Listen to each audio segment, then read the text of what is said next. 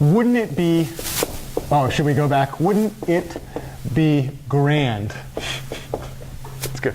Throwing it way back, right? Wouldn't it be grand if we had what I'm going to, this is not my language actually, this is, I can tell you exactly where I got this and what year I got it. Oracle of non-singularity. A function, I don't know, maybe we'll call it the det function, that takes in, can you guess what it must take in? What type of matrix? Square matrix. If it's not square, does the det function work? Yeah, why not? They're not even allowed to run. They don't have the signatures to get on the ballot.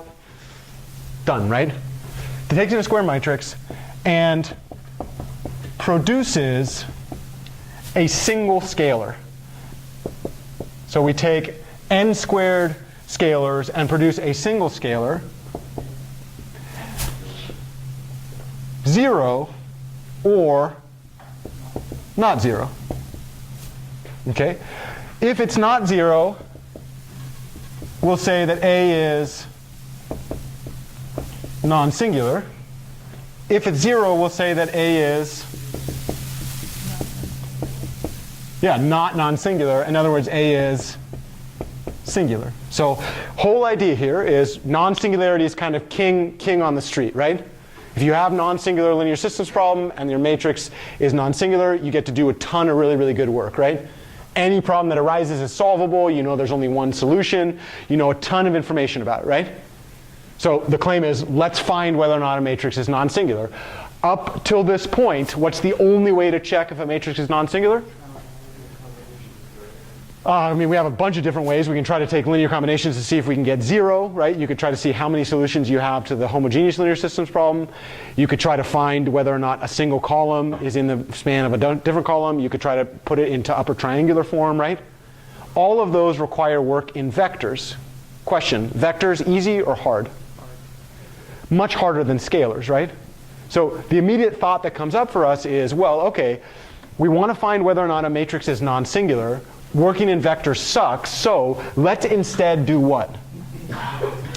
Develop a function that takes in a square matrix, and we will require that that function produces a single scalar. So if we think about this thing, this is going to be called the determinant function. What's the input? What's the output?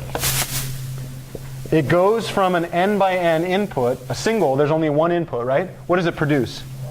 R. What is the corresponding desire that we have for this function? This is called the determinant. This is read in English, the determinant of A. Determinant of A. Sugar. Okay, what's the whole claim? It's an oracle of singularity. If I take the determinant of the matrix A and I get 0, we say that in that situation, singular, really, really quick. If I take the determinant of A and I get not 0, then we say it's non-singular. Let me ask you this. If I give you a number, can you tell if it's 0 or not? Yeah. Kind of nice, right? Okay, so isn't this a nice dream? It's a really, really nice dream.